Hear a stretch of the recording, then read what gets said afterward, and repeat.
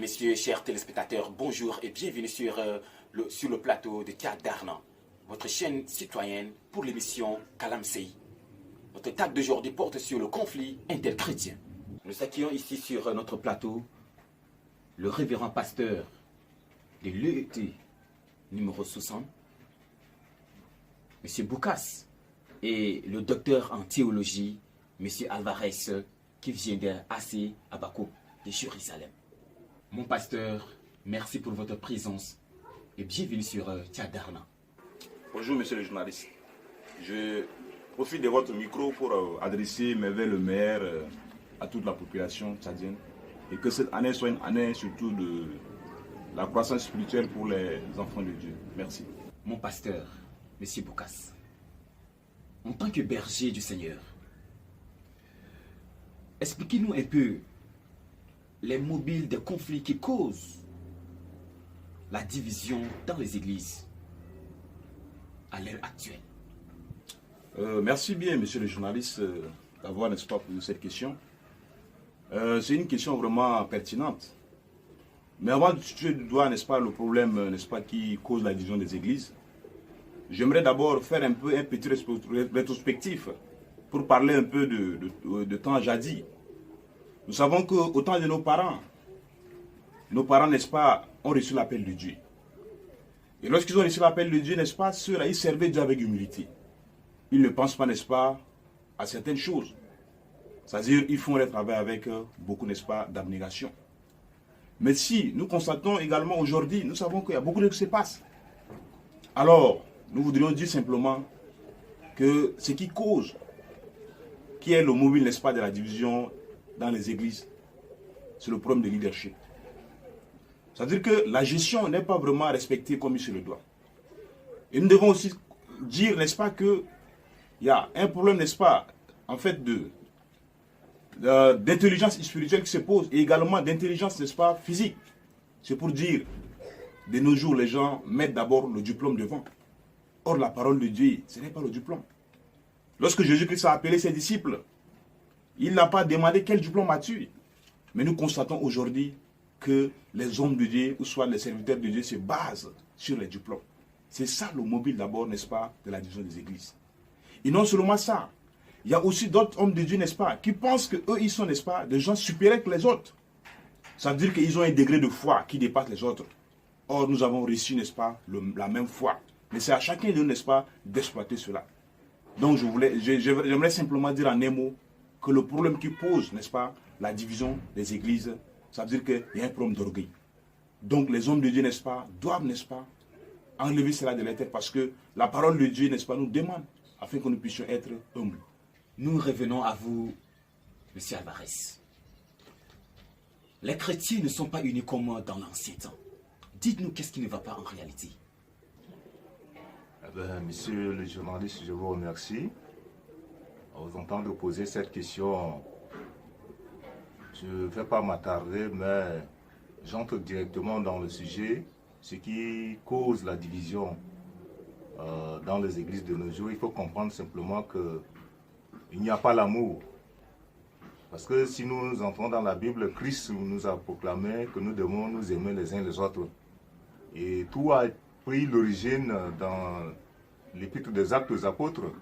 Quand nous voyons des chrétiens dans ce temps-là, ils étaient dans l'amour, ils étaient dans l'unité et ils communiaient ensemble.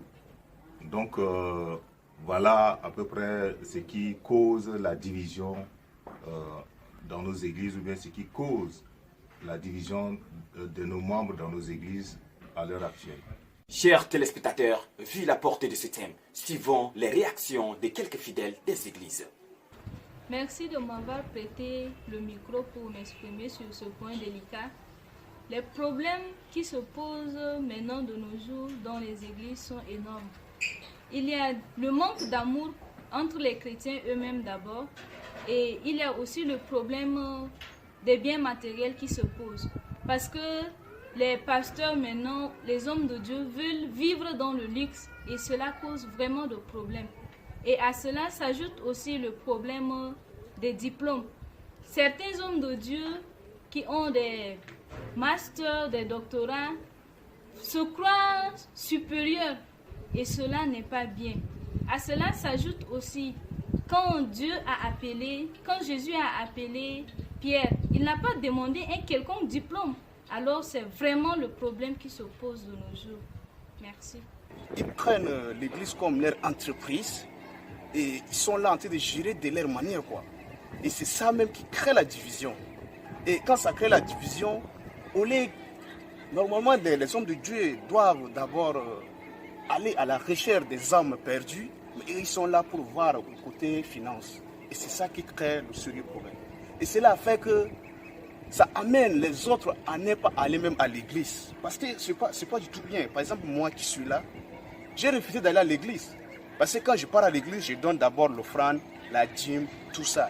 Et c'est à cause de la dîme que les hommes de Dieu se battent. Donc, ce n'est pas la peine d'aller à l'église. Donc, moi, en tout cas, je suis comme ça. Hein. Mon pasteur, comment faire donc pour cultiver la paix et le pardon entre les églises et même entre les fidèles?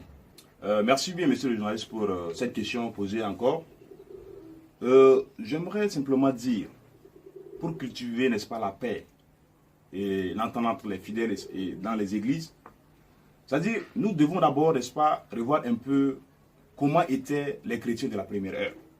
Si nous voyons dans le livre de Actes, le chapitre 2, le verset 37 à 47, c'est-à-dire qu'ici on a décrit clairement, l'apôtre Paul a décrit clairement comment, n'est-ce pas, les chrétiens, n'est-ce pas, de la première ère, c'est-à-dire étaient ensemble. Ils ont mis leurs biens ensemble, les propriétés, ils ont vendu, n'est-ce pas. Ils ont également partagé selon, n'est-ce pas, le besoin de chacun. Et ils mangeaient ensemble, ils sont constamment ensemble. Et là, ça fait que, n'est-ce pas, ces chrétiens, n'est-ce pas, ont, n'est-ce pas, la force. Et lorsqu'ils commencent maintenant à évangéliser, ils peuvent également, n'est-ce pas, à toucher le monde. Mais aujourd'hui, nous savons qu'on n'a pas, n'est-ce pas, cette union. Mais, n'est-ce pas, pour qu'il y ait la paix dans les églises, il va falloir d'abord que les serviteurs de Dieu qui sont la tête, les bergers, doivent d'abord s'asseoir et discuter.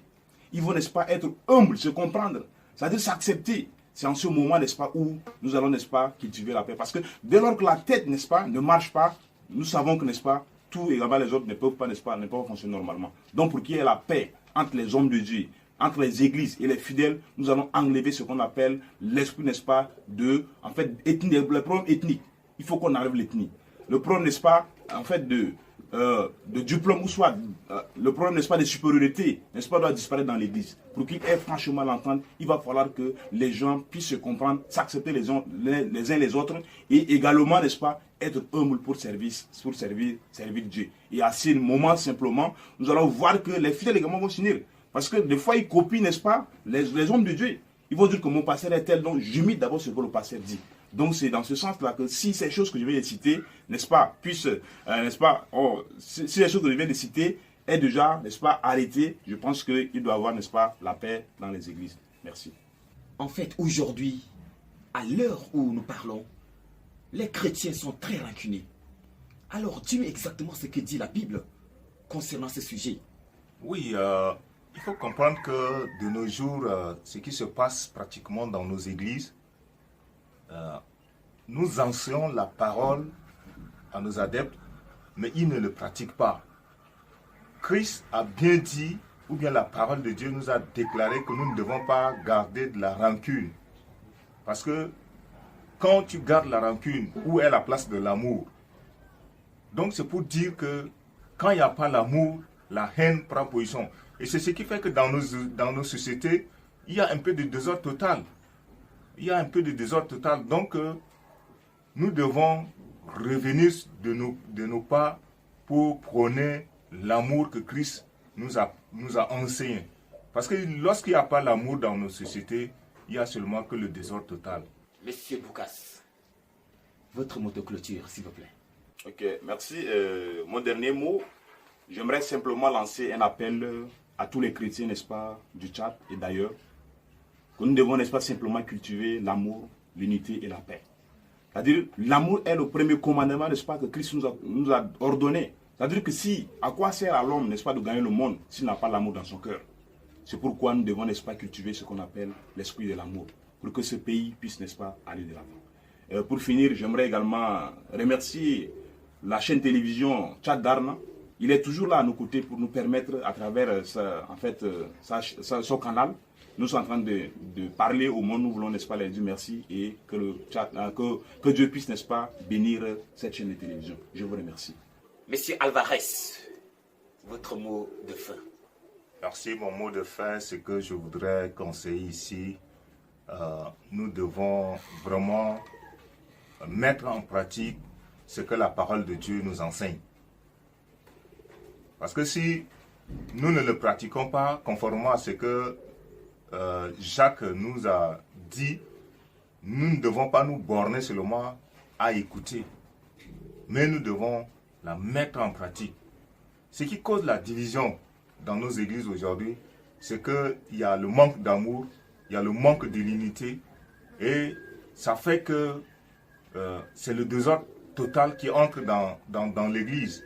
Et c'est ce qui fait que même au niveau des membres, ils ne s'aiment pas un peu partout et c'est un peu du désordre. Donc nous devons revenir de nos pas et mettre en pratique ce que nous enseigne la parole de Dieu.